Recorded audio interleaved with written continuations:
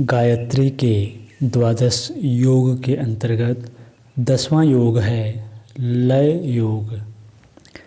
जो मनुष्य अपने आप को उसमें लय कर देता है वह मनुष्य सांसारिक बंधनों से मुक्त होकर लय योग को प्राप्त करता है। यह लय योग वह है जिस सच्चिदानंद रूप योग से जिसके पाप नष्ट हो गए हैं, इस प्रकार का साधक सुख को प्राप्त करता है। गायत्री का यह शब्द लय योग के लिए है। लय का अर्थ है लीन होना, किसी में घुल जाना, विलीन हो जाना, आत्मा को परमात्मा में घुला देना, लीन कर देना लय योग का उद्देश्य है। मुक्ति या समाधि अवस्था में आत्मविस्मृति हो जाती है, द्वैत मिट जाता है और एकता की सायुज्यता का आनंद प्राप्त होता है। मन, बुद्धि, चित्त, अहंकार का चतुष्टय यद्यपि परमात्मा आत्मा के प्रकाश से ही प्रकाशित है, उसी की शक्ति लेकर गतिवान है, तो भी वह एक अलग इकाई के रूप में दृष्टिगोचर होता है। जल में दिखाई देने वाला सूर्य का प्रतिबिंब यद्यपि सूर्य के कारण ही है, तो भी उस प्रतिबिंब का अस्तित्व एक अलग सत्ता के रूप में भी दृष्टिगोचर होता है। इसी प्रकार मन, बुद्धि, चित्त, अहंकार का चतुष्टय अपना एक पृथक अस्तित्व बना लेता है, जिसे जीव नाम से पुकारते हैं। अधिकांश मनुष्य अपने को जीव ही मानते हैं। जीव की जो इच्छा, अभिलाषा तथा रुचि होती है, उन्हें ही अपनी आकांक्षा समझते हैं और उसे पूरा करने में व्यस्त रहते हैं। इस प्रकार एक राज्य के 2 राजा बन बैठते हैं, एक म्यान में 2 तलवारें घुस पड़ती हैं। जैसे मनुष्य के शरीर में कोई रोग या भूत पिशाच घुस पड़ता है तो विविध प्रकार की अव्यवस्थाएं फैला देते हैं, अड़चनें उत्पन्न कर देते हैं। उसी प्रकार आत्मा के मंदिर में जब जीव नाम की एक कृत्रिम सत्ता अपना आधिपत्य अलग ही जमा लेती है, तो उस मंदिर में भी अव्यवस्था फैले बिना नहीं रह सकती। आज हम में से अधिकांश के जीवन इसी प्रकार की अव्यवस्था से परिपूर्ण हो रहे हैं। ईश्वर का पवित्र अंश आत्मा इसलिए शरीर धारण करती है कि प्रभु की इस दिव्य वाटिका में आनंदमयी क्रीड़ा करे, प्रेम के अमृत रस का पान करे और स्वर्गादपि गरीयसी पुण्य भूमि में सर्वत्र चारों ओर झरने वाले आनंदमय झरनों में कल्लोल करे। अपनी श्रेष्ठ सत्ता को सूक्ष्म से स्थूल बनाकर उसका चारु चरित्र देखकर विहंसे, अपने लिए तथा दूसरों के लिए शांति और सुख का संतोषप्रद उल्लास उद्भूत करे। परंतु हम देखते हैं कि अधिकांश मानव प्राणी इस उद्देश्य से बिल्कुल विपरीत दिशा में चल रहे हैं। उन्हें पग पग पर दुख, दारिद्र्य और क्लेश कलहों का अनुभव होता है। उनकी मनोभूमि शोक, संताप, चिंता, भय, विरह, विछोह, आशंका, ईर्ष्या, तृष्णा, घृणा, वासना, निराशा, कायरता, बेचैनी, लोलुपता आदि से मलिन हो रही है। वासनाओं का संचय, अहंकार का पोषण, इंद्रियों का भोग उन्हें पसंद है।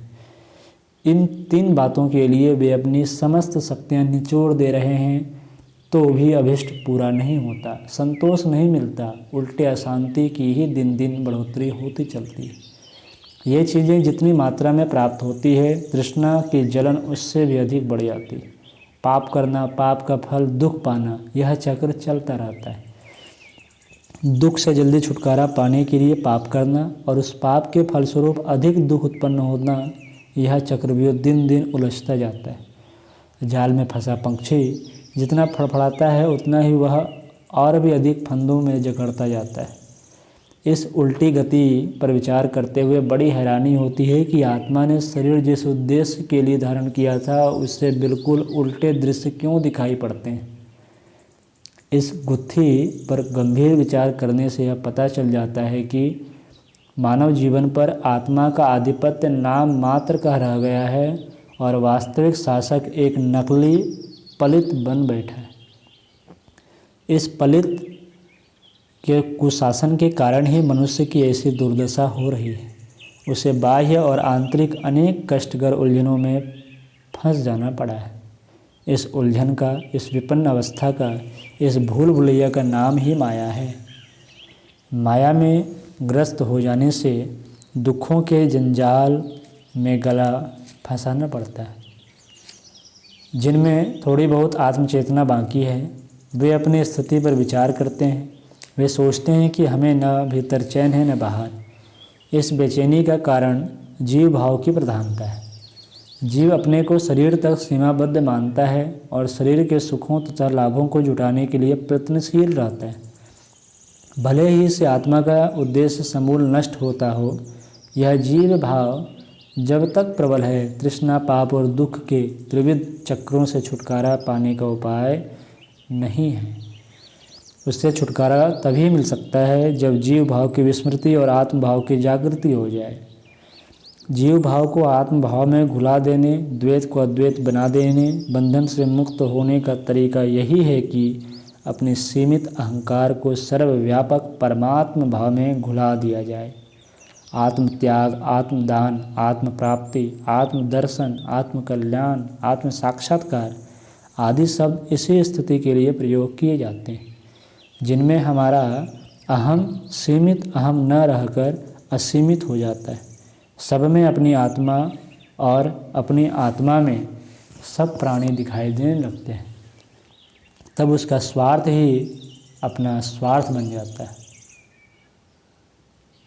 तब सबका स्वार्थ ही अपना स्वार्थ बन जाता है। इस अद्वैत स्थिति का नाम आत्मविस्मृति या लय अवस्था भी है। इसकी साधना के लिए आत्मदर्शियों ने लय योग की साधना की है। लय योग में अपने मन को भुलाने का अभ्यास किया जाता है, जिससे वर्तमान स्थूल स्थिति में रहते हुए भी उसका विस्मरण हो जाए और ऐसी किसी स्थिति का अनुभव होता रहे जो यद्यपि स्थूल रूप से नहीं है पर मन जिसे चाहता है।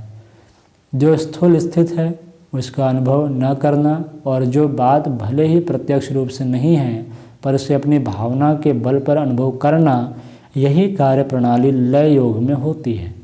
इस अभ्यास में प्रवीण हो जाने पर मनुष्य वर्तमान परिस्थितियों को सांसारिक दृष्टि से देखना भूल जाता है।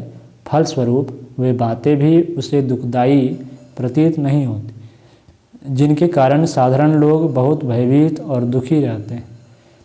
लय योग का साधक कष्ट, पीड़ा और विपत्ति से में भी आनंद एवं कारण का अनुभव करता हुआ संतुष्ट रह सकता है।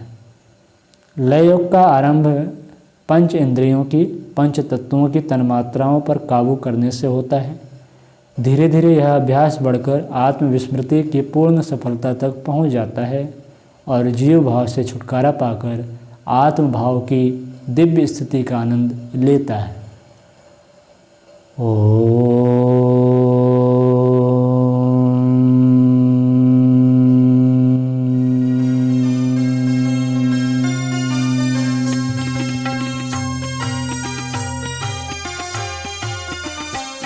चलो गुरुदेव के सपने सजाने की शपथ ले लें। चलो गुरुदेव के सपने सजाने